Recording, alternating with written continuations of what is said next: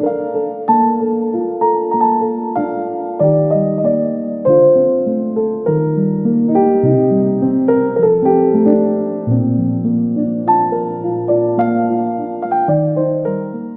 guys, it's Alicia and welcome back to my channel. In today's video, I'm going to show you all of the books on my physical TBR. I had my followers vote on my Bookstagram on whether they would want to see this or a reading vlog where I read Emily Henry for a week, and the results ended up getting split down the middle, so I ended up doing both. Last week, I uploaded my Emily Henry reading vlog, and in that video, I read People We Meet on Vacation and Beach Read. It is spoiler free, so if you're interested in watching that, I'll have it linked in the description down below. I don't really have a structure for this video. I have like a few categories, I guess, that I like clumped all these books into. I don't think I'm going to talk a whole lot on the books here. I think I'm just going to show you guys the cover and the title and the author because I have a lot of books to get through. These are all of the books on my shelf, and some of these have more than one like book or story in them. We're going to be here for a little bit, so let's just get into this video. So the first category that I'm going to show you guys is going to be all of the Stephen King books that I still need to read. Some of you guys might know this, but I love reading Stephen King. I've read over 10 of his books, and I think I still have about 20 over behind me that I need to read of his. So he gets his own category, and we're going to kick this video off with all of his books. The first book I have is The Drawing of the Three, and I'm pretty sure this is a part of the Dark Tower series, which I don't have all of the books for that, but I do want to read that series eventually. The next book that I have here is Firestarter, Mr. Mercedes, Later. Then I still need to read The Mist, which is a short story by him. Next is Misery, and I don't know how I haven't read this book yet. I've seen the movie and I really enjoyed it, and I like the story and the characters in this. I just keep putting it off to read in the wintertime, and then I keep forgetting to pick it up, or I just don't end up grabbing it, and I've had it for a few years now. I really want to read this one this year. I'm putting this on a high priority for this year, and I will get to it soon. Next, I have this like illustrated version of The Gunslinger from the Dark Tower series. I just thought it looked really cool. I liked the art style in it. Let's see, what's one that I don't think would be spoilery? This one doesn't look spoilery, so I'm going to show it. I just really like the colors in it and the art style. I just liked it, so I bought it. Next is Bag of Bones, and all I know about this one is that it surrounds the topic of grief, and we're following our main character as he grieves the death of his wife, and I think our main character in here is a writer. The next book is the complete and uncut version of The Stand, and my mom found this for me and bought it, and it is giant. I read it, and this is intimidating for me. I will get to it eventually. My attention span, I don't even know how to explain it to you guys. It's just not how it used to be, and I would get it on audiobook, but this is going to have extra stuff in it, I think, than the audiobook, so I really have to just sit down and read this, and this isn't in the cards for me anytime soon. This is another one that's giant, and this is called Insomnia, and this one is on my high priority list. This one takes place in Derry, the same town as it. Our main character is experiencing insomnia, but I think he starts doing things in his sleep in the town, or he starts having like these weird hallucinations of things that are going on. Next is Cujo. This is like a Stephen King classic, and I don't know why I haven't read this one yet. Next is The Dark Half. I got this like 5 years ago, and I still haven't read it. I'm obsessed with like these editions of his books. I love the font for the writing and just like the simple designs on the cover, and I want to get more books with this type of cover. I believe The Dark Half is also about an author, but he ends up having like a split personalities, and one is like this homicidal maniac and starts doing crazy things, and then the other side of him starts having nightmares about the things that he's doing. The Outsider. The next book I have is The Green Mile, and I hear a lot of people talk about it, but I know people bring it up, but I don't really know what this one's about. And I do like the cover. I think it looks nice. But yeah, it came with this little cover, which I thought was nice. And this is another one that I found at a thrift store. Most of the books that I get are from like secondhand shops or thrift stores for very cheap because my bank account would be run dry if I bought all these books at full price. Next is Needful Things, and I just need to read this book. I've had this for 6 years, I think, and I read the prologue like 3 times, and then I end up getting distracted or just keep putting it off. And I am saying right now that I will read this in October. I've been so excited to read this book, and I just haven't done it yet. I don't know why. All I know about this one is that it takes place in Castle Rock, one of the towns that Stephen King has created in his books. And this is a shop called Needful Things. And it kind of just has this premise, I think that's the word I'm thinking of how much are you willing to spend, or like how far are you willing to go to get what you want. And I don't even think the guy that runs this shop has people pay in money. I think he has them pay in like doing things that really bends morals and things like that. Yeah, the back of this book says nothing has an actual like money price on it. It's more the owner wanting to see how far people are willing to go to get what they want. And I'm very intrigued by that. Full Dark, No Stars, Dreamcatcher. Another massive book that I don't know when I'm going to get to it is Under the Dome. And all I know about this one is that this town or city, I don't think it's like a giant area. I think it's just one specific small town area gets covered by this dome. And I think I might be completely wrong. I think that like outer space, like aliens or something like that, or just monsters are supposed to be involved in this book. I could be completely wrong, but I feel like I'm somewhat right because I feel like I had to have heard that somewhere, but I'm not sure. The next book is Hearts in Atlantis, and I don't know if this has multiple stories in it or not, or if they are multiple stories, if they go together, but I believe this one is about war veterans, and that's all I really know about it. I'm definitely intrigued. I don't read a lot of stuff like that, so it's not high on my TBR list, but I have heard really good things about this one as well. The next book that I have of his is Desperation. And then the last book by Stephen King that I have on my physical TBR is 4 Past Midnight. And this one has 4 shorter stories in it, and I don't know if they bleed into each other at all or if they're like separate and it's just a short story collection book. But yeah, I don't know anything about the books in this one, but again, I'm excited to get to it. I feel like I'm going to say that for a lot of books because obviously I'm excited to get to them if I have them on my shelf, but just bear with me. The next section of books that I have are standalones, or books that I think are standalones. I don't know if these ended up getting turned into duologies or series, but loosely this is a standalone section now. The first book that I have here is Wicked by Gregory Maguire. I've never seen the play. I really want to, and I've never listened to the soundtrack or the songs in it, but I do have the book, and I might get to it one day. All I know is that it is about the witches in the Wizard of Oz movie, and that's one of my favorite movies, and I love musicals, so I feel like I'll love it. The Nature of Witches by Rachel Griffin. The next book I have is Fear Street by R.L. Stine, and I read some of his stuff when I was younger, not a lot, but I saw this in the bookstore last year, and I was obsessed with the cover, and I believe this is what the Fear Street movies on Netflix are based off of, which I haven't watched those, but I've been intrigued by it, so I'm excited to get to this soon. Next is Heartless by Marissa Meyer. She wrote the Lunar Chronicles series, which I absolutely loved, so I really enjoy her writing, and I love the Alice in Wonderland story, and this is a retelling from the point of view of the Queen of Hearts.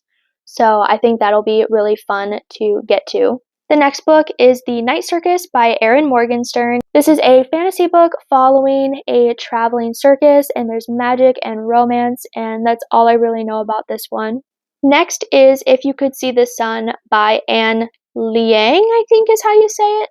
This one is about a girl that goes to school out in Beijing, and she's trying to figure out how to afford her tuition, and she ends up discovering that she can turn invisible, and she ends up getting paid by her classmates to go and spy on other classmates and get secrets and find things out.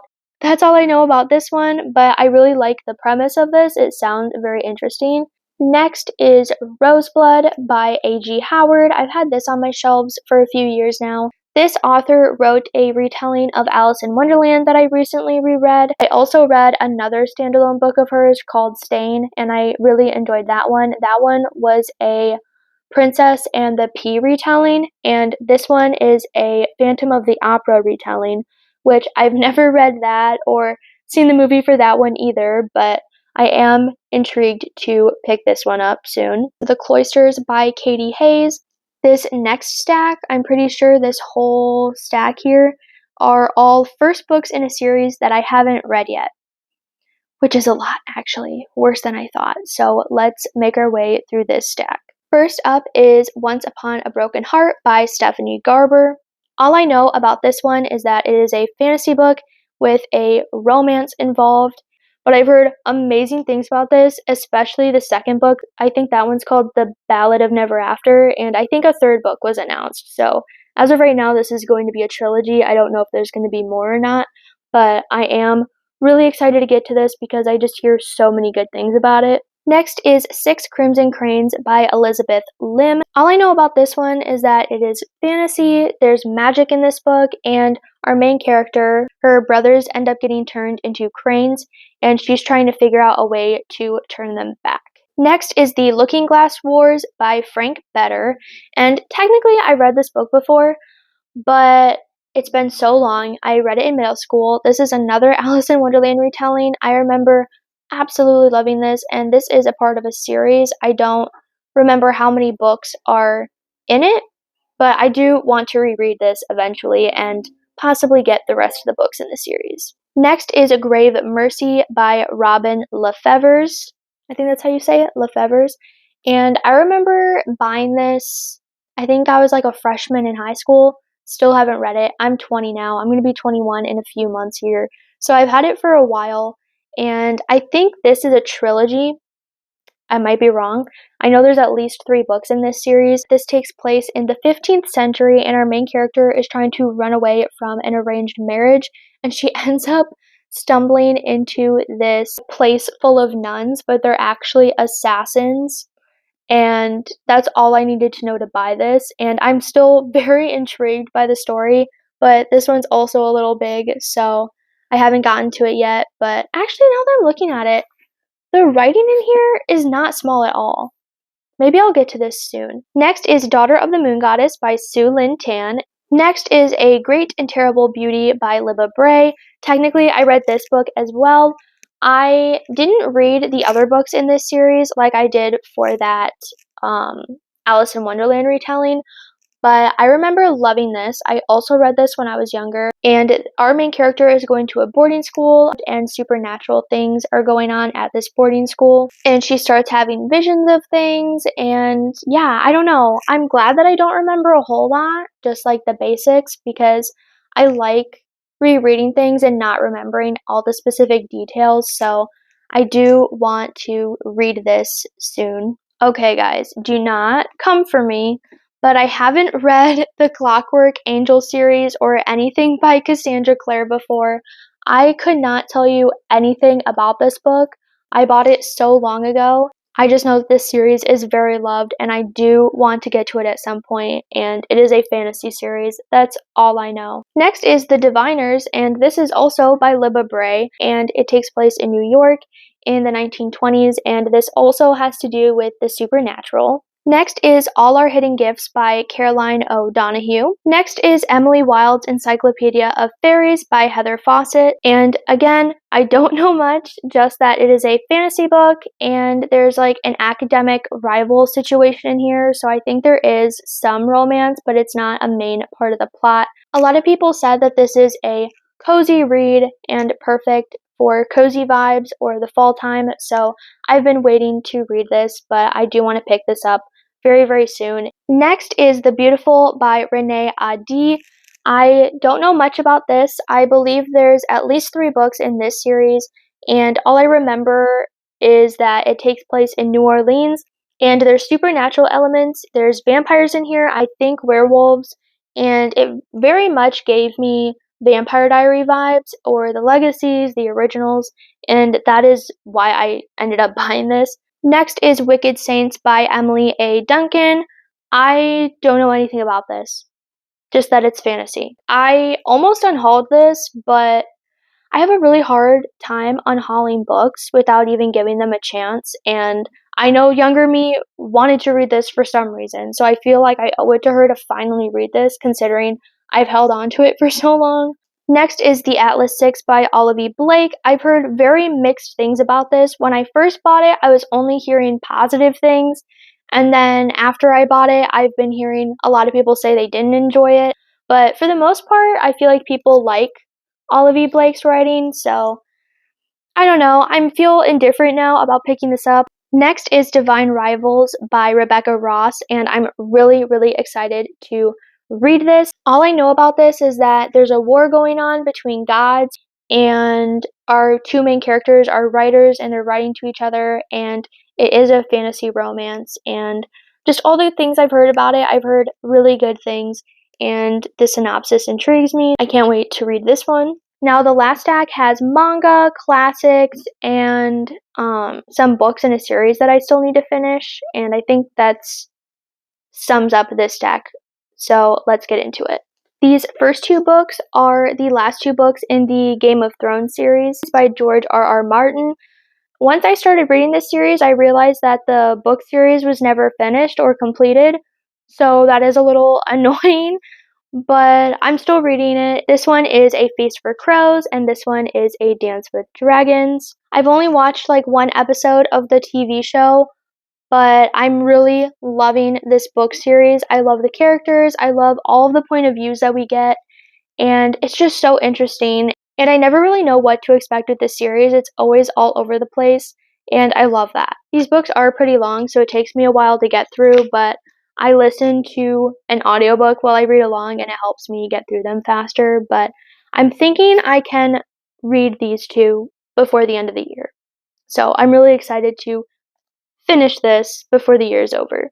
Next is Milk and Honey by Ruby Kaur. I believe that's how you say her last name, and this is just a collection of poetry. I read The Sun and Her Flowers and really enjoyed it, so I picked this up as well. Now I'm getting into my manga, and the first book I have is 𝑘𝒂𝒕𝒄𝒉 𝑵𝒆𝒙𝒕 by Takahiro. I don't know how to say it. I feel so bad, but I watched the entire anime of this and absolutely loved it. I binged it in 1 weekend, and then my boyfriend told me that the ending is different in the manga, and I need to know what the ending is. But I'm still trying to make my way through some manga right now before I start collecting all of these. So once I finish Jujutsu Kaisen and Soul Eater, I will start collecting the rest of the books in here. Next is like a companion manga volume to the 7 Deadly Sins by Nakaba Suzuki. And if you've seen my other videos, I've talked about 7 Deadly Sins. I did watch the entire show on Netflix, so I know what happens, but I'm slowly making my way through the manga. Next are volumes 7, 8, 9, and 10 of Soul Eater by Atsushi Okubo, I believe is how you say it. I am slowly making my way through these as well. I started collecting these, and I absolutely love them. Again, I watched the entire anime already, but I'm enjoying my time revisiting this world and these characters. I don't know why this one was in this pile, but I have The Secret History by Donna Tartt, and this one, I've heard you really need to be in the right mindset for it. It has a lot of language that can just like go over your head, I guess, and it has pretentious characters in here and dark academia vibes, and I believe it's like a murder mystery, I think. Next is The Unabridged Journals of Sylvia Plath. I had this on my Christmas list and my boyfriend got it for me, and I've heard so many things about Sylvia Plath and her writing. I haven't read any of her books. I do want to read The Bell Jar. I don't own it, But I don't know if it would be weird for me to read this first and then her books, or if I should read some of her books first and then read this. But I'm just really fascinated by her and the things that I've heard, and I just want to know what it's like to be in her head. So I got this, and the writing is pretty small, so it would take me a while to get through this, but I am excited to read this. Next is The Picture of Dorian Gray by Oscar Wilde. This is a classic, and I don't know a whole lot about it, just that it's really, really good, and I've been told that I should read it, so I bought it. And there are really good quotes in here as well, and I've seen them around on the internet, so I'm excited to jump into this. We are on the last two books now, and these are also classics. So this book my Grammy gave me, it is a collection of stories by Jane Austen. As you can see, I read one of them. This is Pride and Prejudice. So I have read that one, but the ones in here that I still need to read are Sense and Sensibility and Emma. And then I love the cover of this. I found this in a used bookstore and I'm obsessed with it. And it is William Shakespeare. It says the 6 tragedies of William Shakespeare. I do enjoy reading Shakespeare. I don't know a whole lot, so I don't know if he only wrote 6 tragedies or if it's just 6 of his more famous tragedies in here, but I've read 3 of them, and there's 3 that I still need to read. The 3 that I have read are Macbeth, Hamlet, and Romeo and Juliet, and the 3 that I still need to read are Othello, King Lear, and Julius Caesar.